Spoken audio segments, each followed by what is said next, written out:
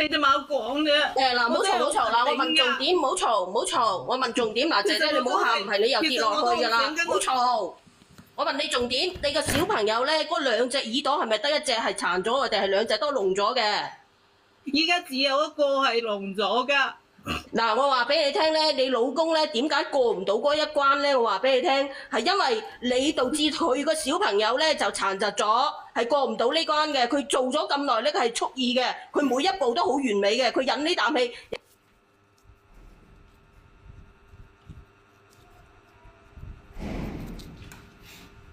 你知唔知你錯喺邊度啦？嗱，我話俾你聽，我想問下你嘅奶奶，唔好嘈，我問你，你答我啦，好唔好？你焦咗咁多做咩啫？你嘅奶奶今年幾多歲？冇字冇老公。你奶奶今年幾多歲？幾多歲啊？小月佢講幾多歲啊67歲啊67歲。67歲係咁，我係咪67歲？冇嘈冇嘈冇嘈，係咪67歲？係67歲。嗱，我話俾你聽咧，我話俾你聽。老人咧係好蠢、好蠢、好蠢嘅，三個好蠢嘅，話俾你聽係冇讀過書嘅。咁佢識得不停咁打電話俾你，佢個義務已經盡晒㗎啦。你係一句都遇唔到老人嘅，係你嘅錯。個個都唔答埋我，標準答案就係呢個標準答案㗎啦，係你嘅錯。因為小朋友六歲之前咧，係佢嗰個發育係好唔成熟㗎。話俾你聽，燒係好容易燒 short 嘅。你嗰個依家係一隻耳仔有問題，燒咗一隻耳仔有問題，你已經係好幸運㗎啦。係啊，好多人會燒成腦癱嘅嚇。如果佢唔係燒，佢係因為係腦膜發乜嘢炎啊，或者點樣嘅。過咗40歲之後，佢老公過唔到嗰關咧，佢老公永遠過唔到嗰關咧。好好一個女，俾佢燒咗一隻耳仔走，佢係過唔到呢關。而且佢咁大個，而且佢咁大個先至得一個女，係咪先？結咗婚6年先生咗一個女。咁你切咗即係點講咧？因為好難得嘅，佢老公好難有嘅。係啊，即係等於係捧喺手掌心㗎啦，含喺嘴入邊都化㗎啦。點解你老公咧？嗱，姐姐話俾你聽，點解你老公冇對你落手咧？因為咧，佢仲要留住你喺度，要養佢個女。你老公每一步都係計劃住嘅，話俾你聽啦，一睇又係全部計劃住㗎啦。啲由佢轉財產啊，點樣對你師兄又點樣啊，對你又唔落手啊，所有一步都係每一步都喺度計算住嘅。我依家我想問你，你老公咧依家係喺看守所定係已經就係判咗刑係點樣？已經入咗去嘅。我問你判咗幾耐？判啊！直接咩嘢？直接係乜嘢啊？直接係咩啊？一直都要喺入邊嘅。我判咗無期係嘛？係。呢件事係幾耐之前嘅事嚟嘅？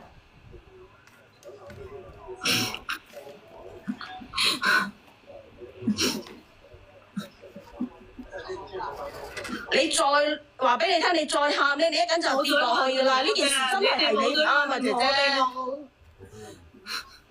乜嘢啊？小玉佢講乜嘢？佢話唔好問佢喎，佢應該唔想講喎。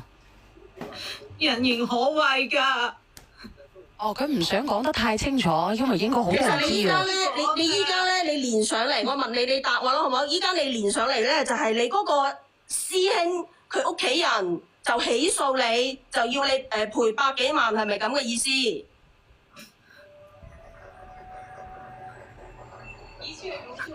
係。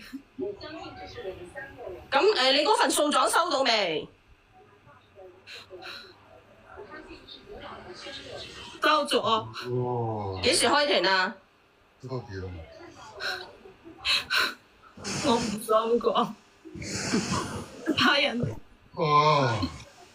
喂，你哋冇問我呢件事啦。咁你連上嚟做乜嘢嘅？我想問下你啦。咁如果你連上嚟，你又唔係乜嘢，又唔係乜嘢，又呢樣唔想講，嗰樣唔想講。我已經俾咗6萬嚟㗎。我已經將我全部嘅錢已經俾咗俾佢屋企人啫，我只有咁多。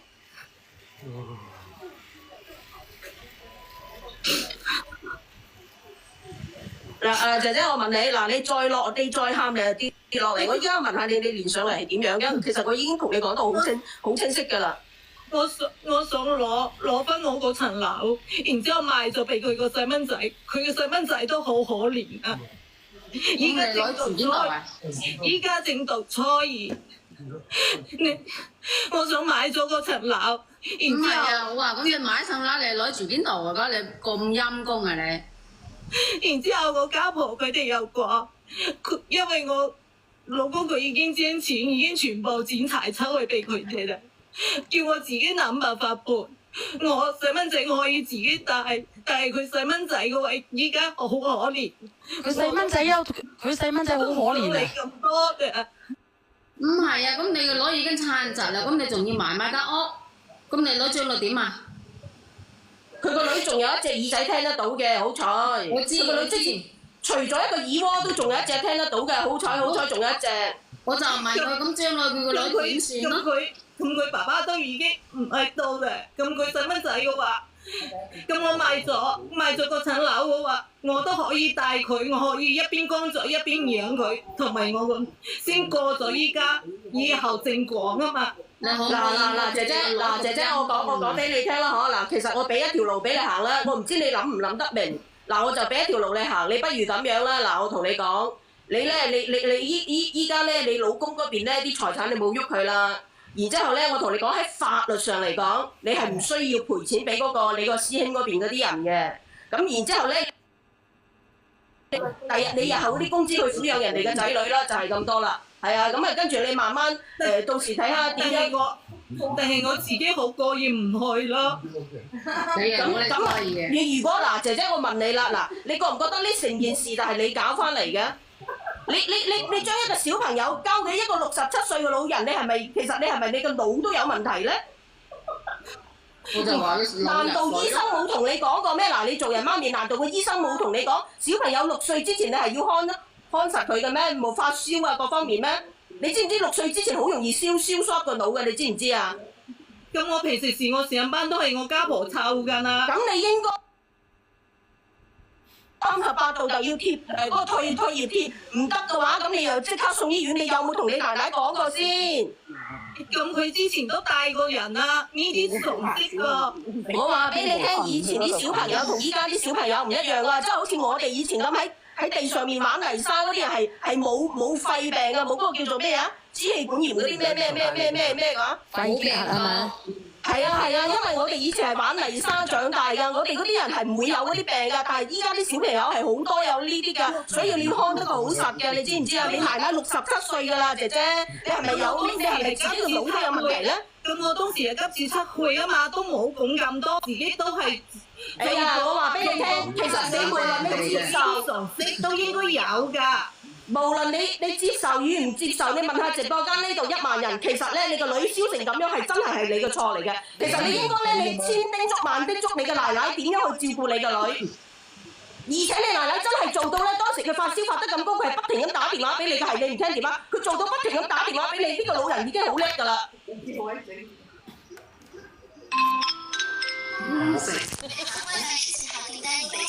咩有外賣訂單嘅邊？佢知道打電話俾我，點解唔知道帶去醫院呢？佢害咗我女一世嘅。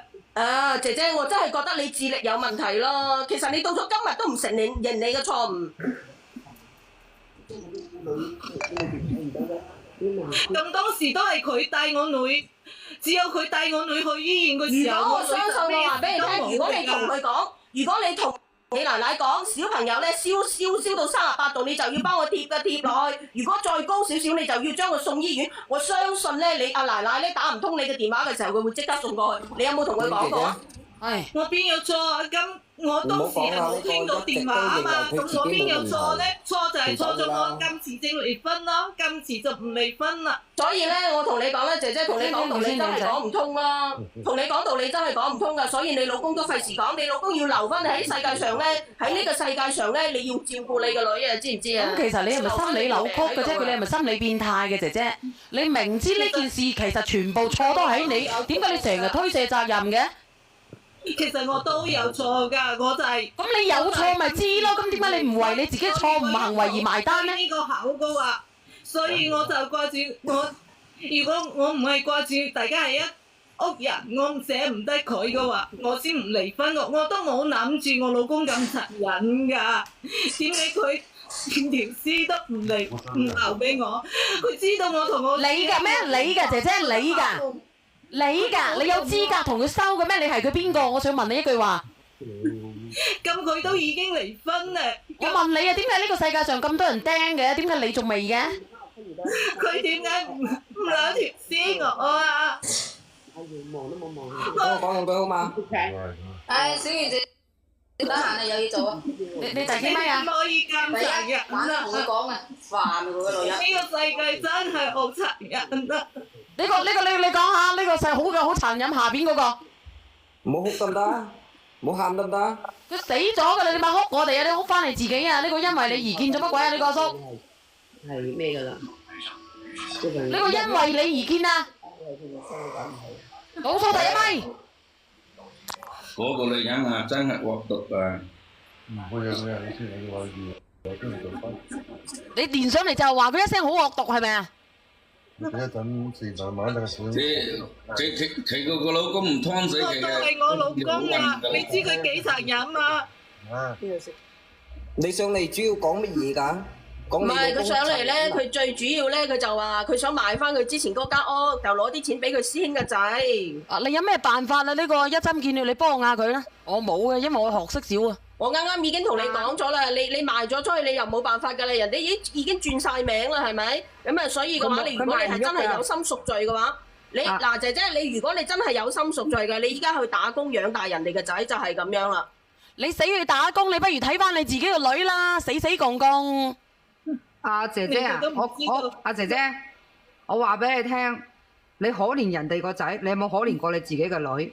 你老公入咗去終身，你都要留翻你喺度照顧個女，要留唔係啊，翻你。千景啊，嗰啲終身嗰啲有冇機會出嚟㗎？終身嗰啲好難㗎，除非佢喺入面係好規矩矩，然之後佢自己申請減刑。無期啊，無期係廿零年啦，入咗大概25年可以出到嚟㗎啦。判佢無期，佢除非係自己點解唔判佢死？你收聲，我問下你，你今年你老公幾多歲？你答我，你老公幾多歲？唔好嘈咁多，你老公幾多歲？佢哋都係幫我捏我嗰間屋，邊有咩流動喎？你老公幾歲啊？你答人先啊！86年㗎。32歲咧？哦，同阿小遠1年喎，佢38歲，38年25年，咁等於幾多歲啊？25加25等於38加25，就係63係嘛？63係嘛？啊，63。63歲啦。25年到啦，25年到啦，25年大概25年可以出到嚟㗎啦。佢死出嚟照顧佢啊！佢走咗出嚟，你死要照顧佢啊！話俾你知。阿姐姐，我上嚟咧，只係想同你講，你可憐人哋個仔，但係人哋都仲有。姐姐你停，你唔好同你自己揾藉口去掩飾你自己嗰個錯誤。你留喺度，你老公雖然入咗去，但係有你喺度照顧你個女。人哋個老豆雖然死咗，人哋仲有阿媽喺度㗎，人哋仲有個親生阿媽喺度㗎，人哋個仔仲有外家㗎。你好啊，賭。係因為我上嚟聽咗咧，我又係聽咗10零20分鐘，但係了解到嗰隻問題，因為我本身有問嘅嗰件事應該係近期發生未幾耐嘅。阿靚女啊，因為如果係你知道呢件事係咪呢個下邊倒數第一咪嘅？你知道你唔好講邊度喎，如果唔係影響人哋嘅喎。我知，最緊要係你冇認得嘅錯，係你自己已經係損壞咗2個家庭。你係咪佢哋嗰邊嘅呢個哥哥？你點解知道呢件事嘅？